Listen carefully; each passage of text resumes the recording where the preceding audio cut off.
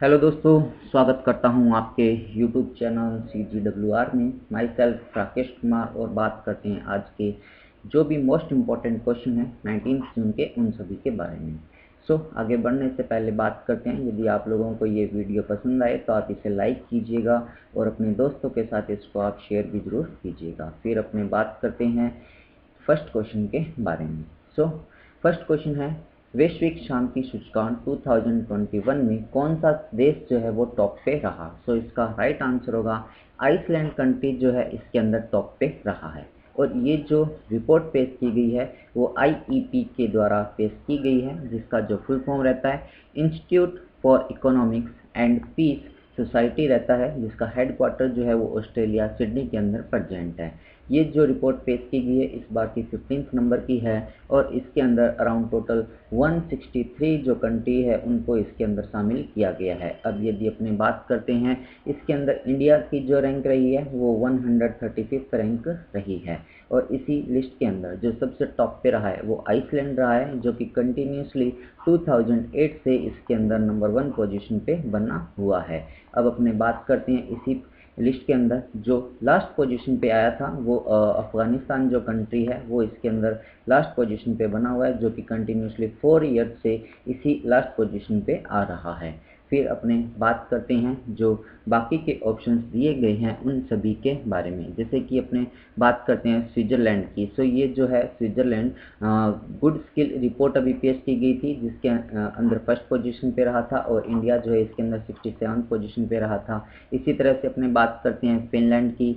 चांदलार good governance index report पेश की गई थी, जिसके अंदर फिनलैंड ने टॉप किया था और इंडिया जो है उसके अंदर 49th रैंक पे रहा था। फिर इसी तरह से अपने बात करते हैं स्वीडन की। स्वीडन जो है एनर्जी ट्रांजैक्शन इंडेक्स रिलीज की गई थी, जिसके अंदर इंडिया की जो रैंक रही थी वो 84th रैंक रही थी। अब आप लोग मुझे कमेंट्स के अंदर बता सकते हैं कि अभी जो एनर्जी का नोबेल प्राइज़ है, एनी इंटरनेशनल अवार्ड, वो अभी हाल ही में किसे प्रोवाइड करवाया गया है, और वो जो दिया गया है वो एक इंडियन को प्रोवाइड करवाया गया है।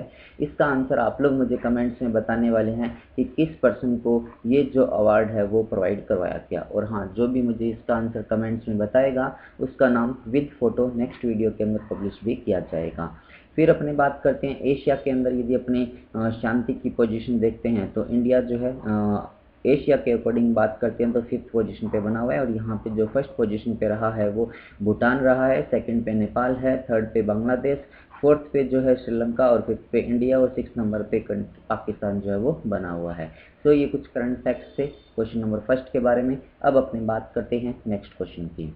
नेक्स्ट क्वेश्चन में आगे बढ़ने से पहले अपनों यहाँ पर बात की है आइसलैंड कंट्री के बारे में। आइसलैंड जो है यहाँ पर ये वाला पोर्शन जो आपको दिखाया गया है आइसलैंड का शो किया गया है। आइसलैंड जो है पर्टिकुलर आपका अटलांटिक महासागर है और नॉर्विंग जो सी है समुद्र है उसके अंदर ये पर्टिकुलर प्रेजेंट एक लैंड है। फिर अपने बात करते हैं यहाँ की जो राजधानी है कैपिटल रेकजविक नाम से है, और यहाँ के जो प्रेसिडेंट है गोनी थॉनसेंस नाम से, जॉनसन नाम से, और यहाँ की जो प्रधानमंत्री है वो कैटरीन जैकोबस दोतीर नाम से बनी हुई है। और यहाँ की यदि करेंसी की बात करते हैं तो आइसलैंडिक क्रोना के नाम से यहाँ पर चलती है। फिर अपने बात कर रहे हैं क्वेश्चन नंबर सेकंड के बारे में।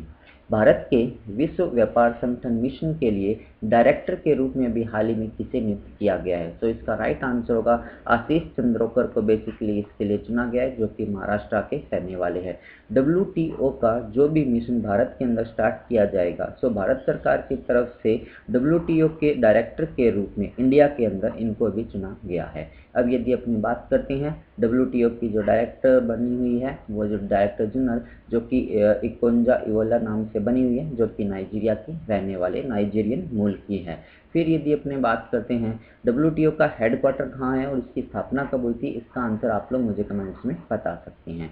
फिर बात करते हैं अपने जो बाकी के ऑप्शंस दिए गए हैं उन सभी के बारे में। जैसे कि मुकेश शर्मा की बात करते हैं तो WHO के अंदर अभी इनको सम्मिलित किया गया है एक कमेटी मेंबर के रूप में, जो कि IIT के एक प्रोफेसर है, जो कि कानपुर जो IIT है उसके प्रोफेसर हैं।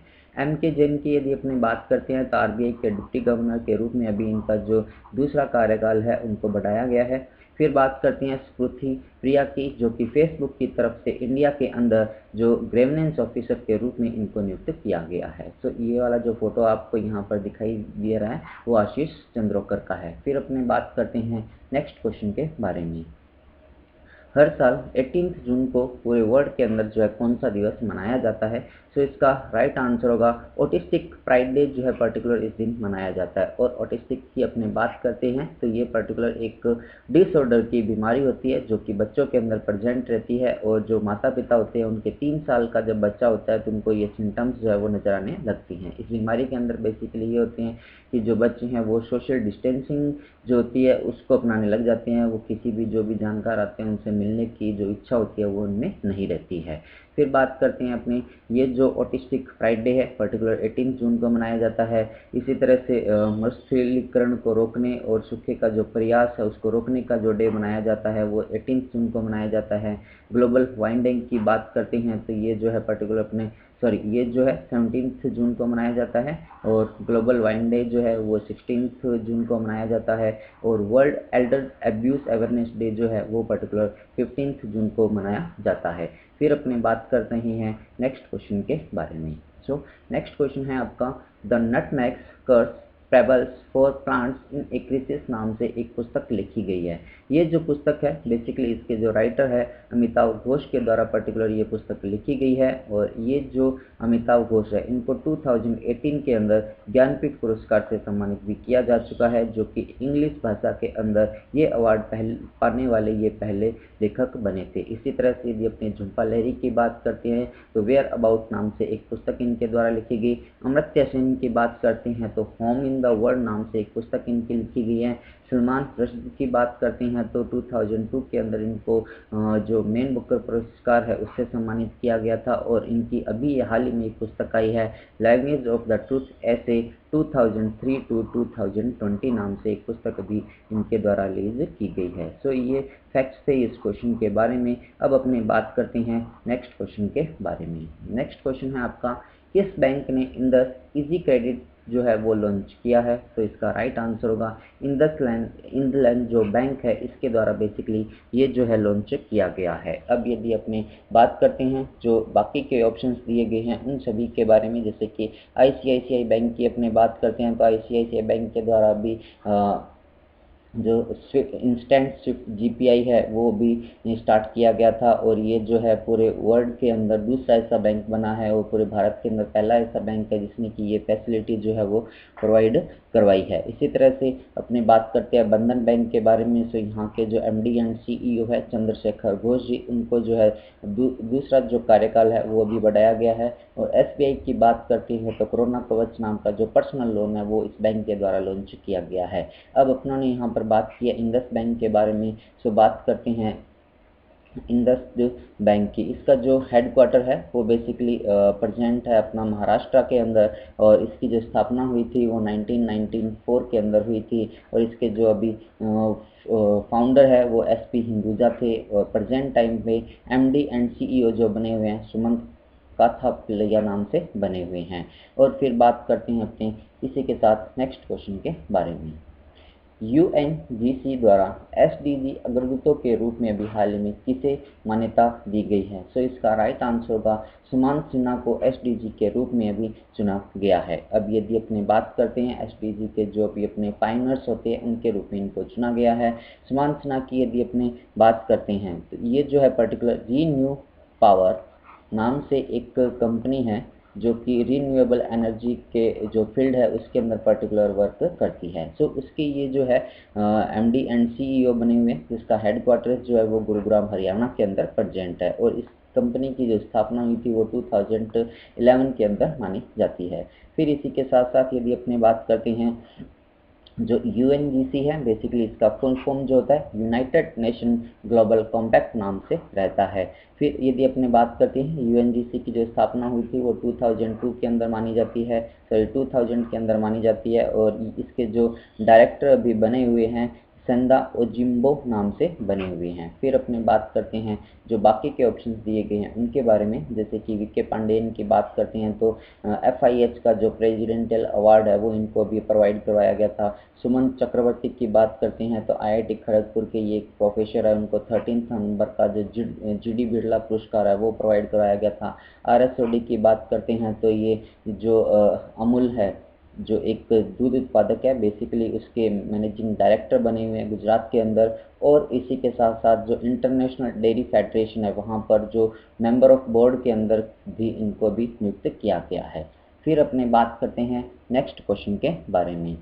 भारत में प्यूमा मोटर स्पोर्ट्स के ब्रांड एम्बेसडर के रूप में अभी हाल ही में किसे नियुक्त किया गया? राइट आंसर होगा युवराज सिंह को इसके लिए बेसिकली सिलेक्ट किया गया है। इसी तरह से यदि अपने बात करते हैं जो बाकी के ऑप्शंस दिए गए हैं उनके बारे में, जैसे रोहित शर्मा की बात करते हैं तो ला लीगा जो एक फुटबॉल क्लब है उसके ब्रांड एम्बेसडर इनको नियुक्त किया गया है। और आप लोग मुझे कमेंट्स के अंदर बताएंगे कि अभी हाल ही में ला लीगा का जो टाइटल है वो किस के द्वारा जीता गया है।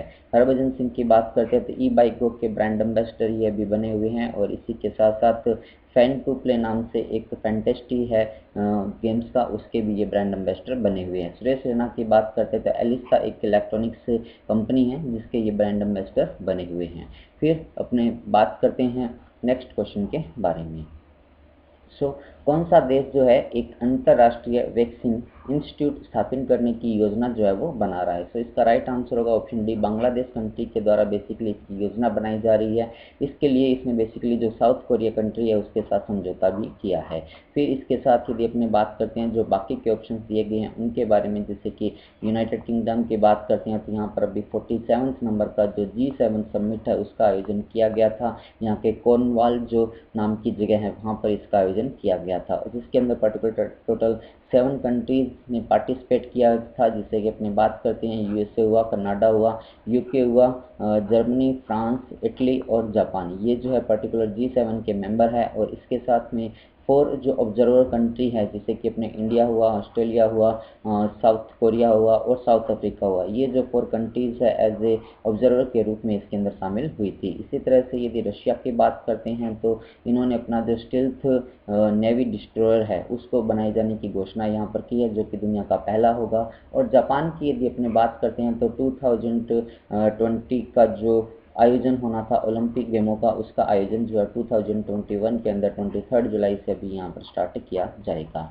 यहाँ के जो जनता है वो बेसिकली इसका विरोध कर रही है, क्योंकि यदि इसका आयोजन किया जाता है तो जापान के अंदर जो कोरोना वायरस है उसका स्प्रेड बहुत ज़्यादा हो जाएगा। उसी को देखते हुए यहाँ की जनता इसका काफ़ी विरोध कर रही है, लेकिन यहाँ की सरकार इसको करवाने पर अड़ी हुई है।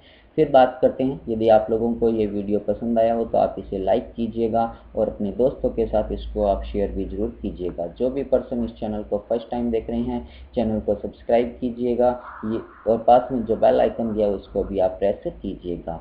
फिर बात करते हैं लास्ट जो वीडियो था उसके रिवीजन के बारे में। माइक्रोसॉफ्ट कॉप के नए अध्यक्ष जो है अभी हाल ही में कौन बने हैं? सत्या नडेला जी बने हुए हैं। इसी तरह से बात करते हैं चाइना कंट्री के द्वारा शेनझाओ 12 अंतरिक्ष जो लॉन्च यान है वो पर्टिकुलर लॉन्च किया गया है।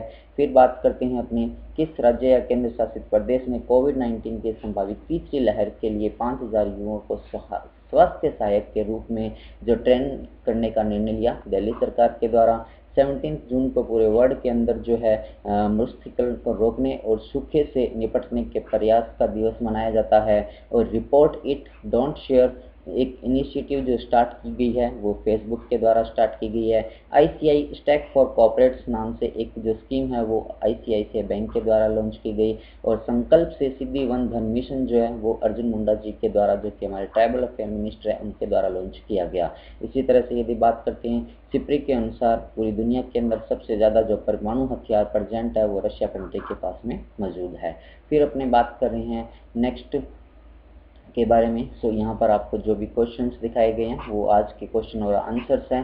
फोटो ऑफ द कैंडिडेट की जगह यदि आप अपना फोटो इस यूट्यूब चैनल पर देखना चाहते हैं तो आज के जो भी क्वेश्चन आपसे पूछे गए हैं उनका आंसर आप लोग मुझे कमेंट्स में बता सकते हैं। और हाँ, यदि आप लोग देखना चाहते हैं कि इस बार का जो नेल्सन मंडेला विश्व मानवतावादी पुरस्कार है वो किसको मिला है, तो उसके लिए आपको पर्टिकुलर ये वाला जो वीडियो है आप जरूर देखिएगा। फिर बात करते हैं at the last. Thanks for watching. Thank you so much.